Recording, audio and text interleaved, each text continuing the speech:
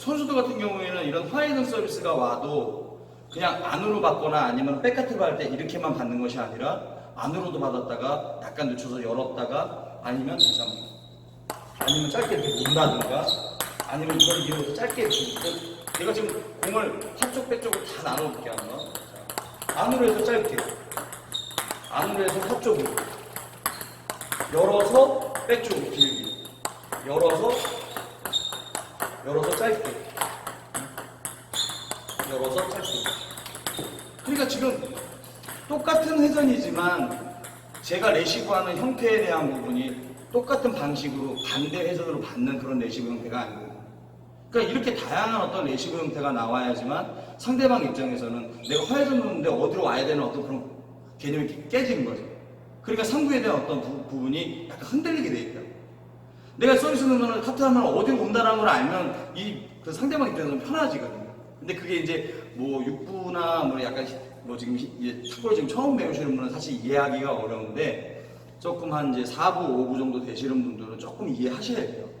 그래서 화 쪽으로 오는 서비스라든가 이쪽에 오는 서비스들을 레시브를 공략하는 방법이 그냥 내가 코스만 보고 막 그런 어떤 그런 개념이 아니라 상대방 회전에 대한 부분을 똑같은 회전으로 보내기도 하고 반대적인 효과를 주기도 하고 이런 어떤 레시브 형태를 가지시라는 얘기예요.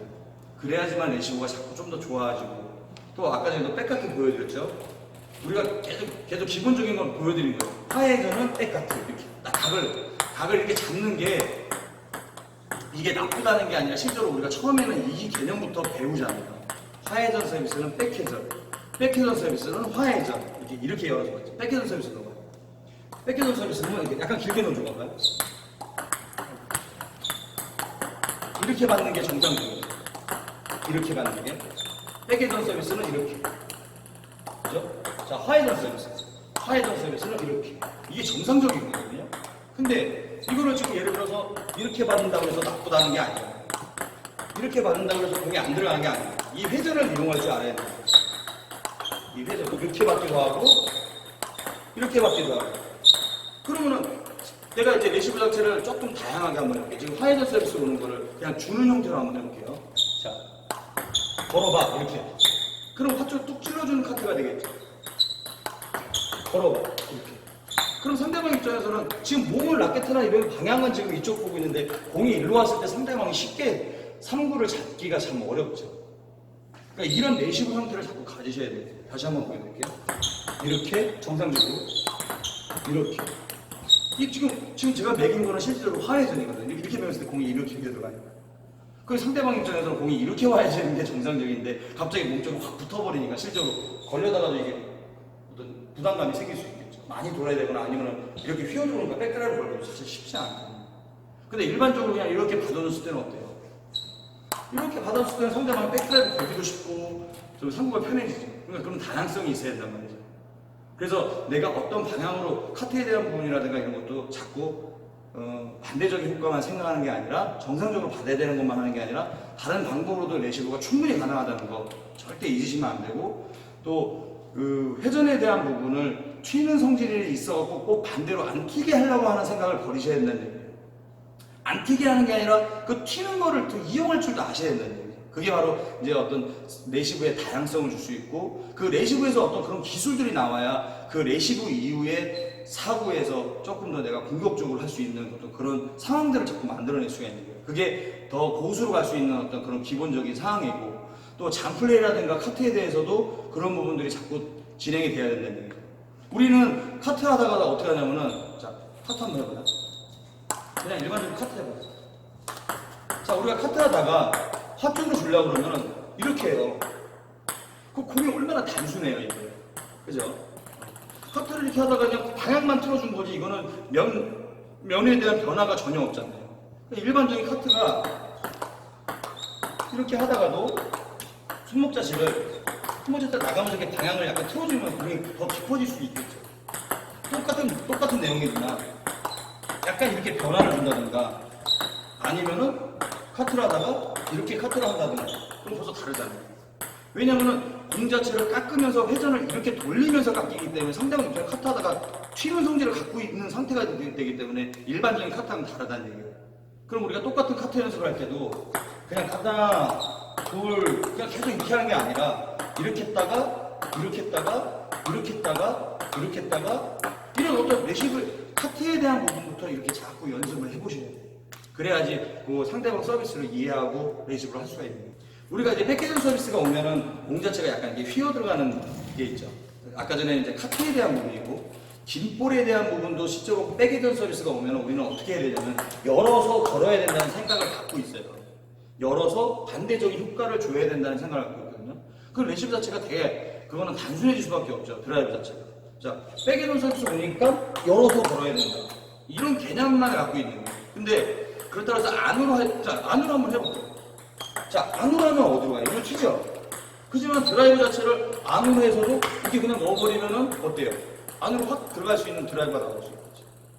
상대방 백헤드 서비스를 열어서 걸면 공이 이렇게 일자로 가는 드라이브가 되겠지만, 약간 안으로 해가지고 절로 보는 듯한 느낌을 주면서 그냥 뻗어 이쪽으로 주는 힘을 주면은 공 자체가 튀는 성질 때문에 일로 쭉 빠질 수 있는 드라이버가 될 수 있는 거예요. 이 공이라는 거는 실제로 똑같은 회전을 갖고 있어도 여기 안에서 임팩트에 대한 부분을 조금 더 다르게 구사할 수 있는 그런 드라이브를 하셔야 돼요.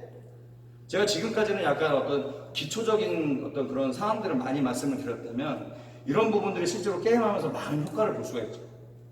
상대방 화이트 서비스가 길게 왔다. 그럼 내가 돌아서서 드라이브를 한다. 자, 돌아서 드라이브를 실제로 안으로 해서 돌아야 되잖아요. 화이트전이 이렇게 못 들어오면 일로 튀는 성질을 갖고 있으니까 약간 안으로 해야 되지만, 자, 이 상태에서 예를 들어서 그 회전을 뭐 빠르게 잡아서 짧게 잡아주는 이렇게 드라이브를 거는 경우가 있고, 일로 튀는 성질을 이용해서 툭 올리면 그냥 직선 코스로 보낼 수 있거든요. 약간 여기서 땡기느냐, 약간 툭 해가지고 회전을 이용해서 절로 보낼 수 있는. 그러면 드라이브 코스가 와서 상대방 화이트 서비스 오는 거를 일루도 땡기고 일루도 하고 일루도 보낼 수 있고. 그러면 연다고 해서 절로 안 들어가는 게 아니거든요. 우리가 화이트 서비스는 무조건 안으로 해야 된다는 생각을 갖고 있어요. 그게 사실 기본적이기 때문에 처음에는 그렇게 배우지만 이제 조금 달라져야 돼요. 연다고 해가지고 열면 이렇게 간다고 생각을 하니까 열지를 못하는 거예요. 드라이브에 대한 부분은. 근데 이거를 약간 열어가지고 이쪽으로 당기는 힘을 주면서 걸 수 있거든요. 자, 어때요? 들어가요. 들어가죠. 안으로 해서 거는 게 실제로 되게 잘 살죠. 하지만 그 반대적인 효과를 주기도 한다는 얘기. 자, 일로도 걸어볼게요. 열어서. 자, 드라이브 걸리죠. 화이트 선수도 열어서 드라이브 걸린다. 그러니까 각도에 대한 부분이 아니라 이제는 맞을 때 어떤 임팩트에 대한 부분이 조금 감각적으로 그 회전을 이용할 수도 있어야 되고, 그 회전의 반대적인 효과를 더 줄 수도 있어야 되고, 그 반대적인 효과에 맞게 걸 수 있는 거. 이게 이 감각적인 부분들이 사실 어떻게 보면 설명하기가 자꾸 좀 어려운데, 그 고정관념을 조금만 깨시면 조금 더 다양한 어떤 그런 코스라든가 드라이브 형태라든가 임팩트를 조금 더 경험을 해볼 수 있을 거예요. 이제 게임을 하면서 어떤 실전적인 그 어떤 제가 아까 말씀드렸던 찔르는 어떤 레시브라든가 이런 게 얼마큼 약간 좀 위협적인지 그런 부분을 좀 한번 좀 보여드릴게요. 서치를 했는데 이렇게 따면 순간적으로 적자를 맞추기가 되게 어려워요. 이거는 정말 힘겹게 따라가야 돼요. 따라가요.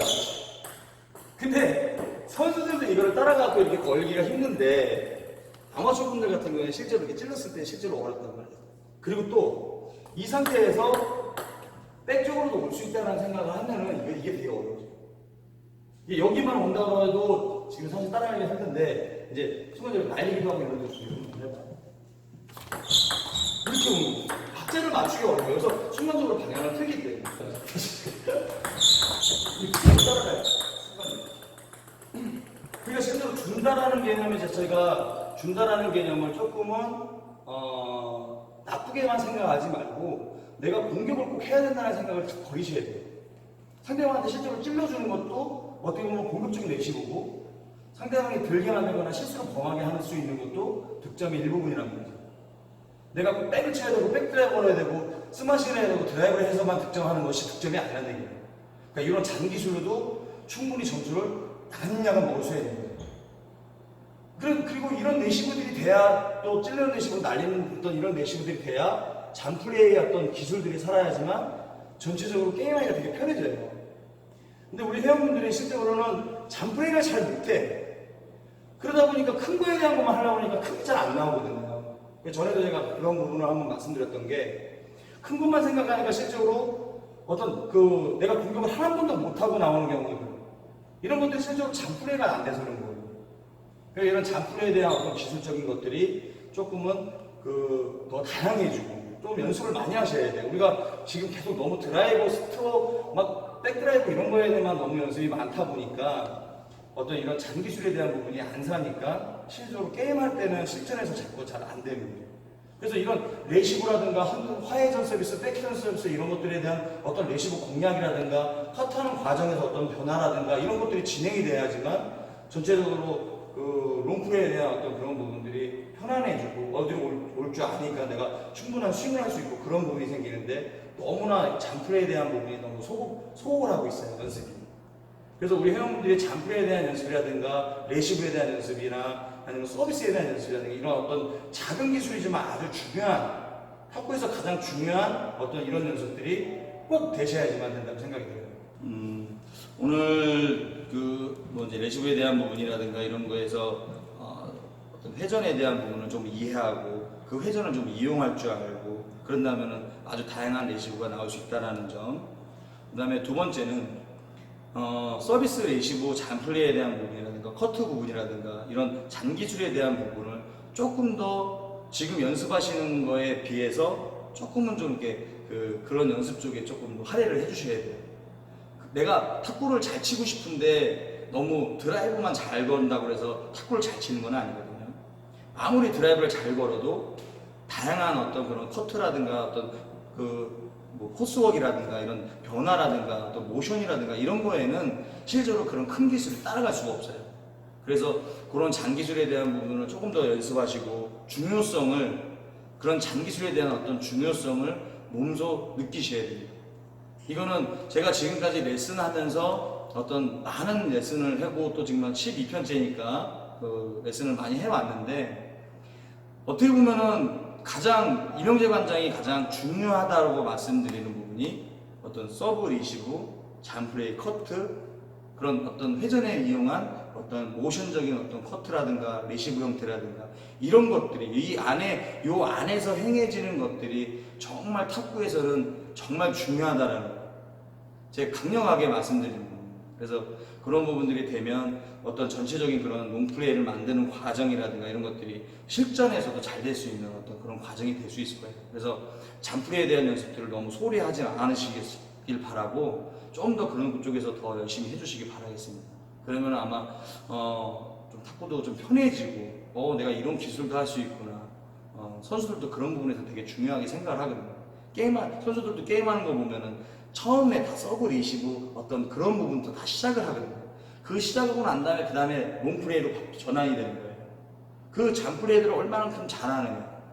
마롱이나 이런 선수들의 드라이브라든가 백드라이브만 보지 마시고 선수들 게임하는 거 보면은 마롱이나 어떤 팀오볼이나 어떤 그 세계적인 선수들이 어떤 잔 기술이 얼마만큼 그만큼 뛰어난 기술을 갖고 있는지 이런 것들에 대한 걸 자꾸 보셔야 돼요. 그래서 저런 게 먼저 저런 걸 잘하는 사람들이 전체적인 게임을 주도하고 게임을 이길 수 있구나라는 거를 진짜 느끼셔야 돼요. 그래서 되게 중요하다라는 거예요. 지금까지 레슨하는 것 중에 가장 중요한 부분을 오늘 말씀드린 거니까 그런 부분에서 서브 리시브 그런 잔플레이 연습을 정말 열심히 해주시기 바랍니다. 제가 계속 강조하는 거니까 좀 더 열심히 해주시기 바라겠습니다. 그럼 다음 시간에 뵙겠습니다. 감사합니다.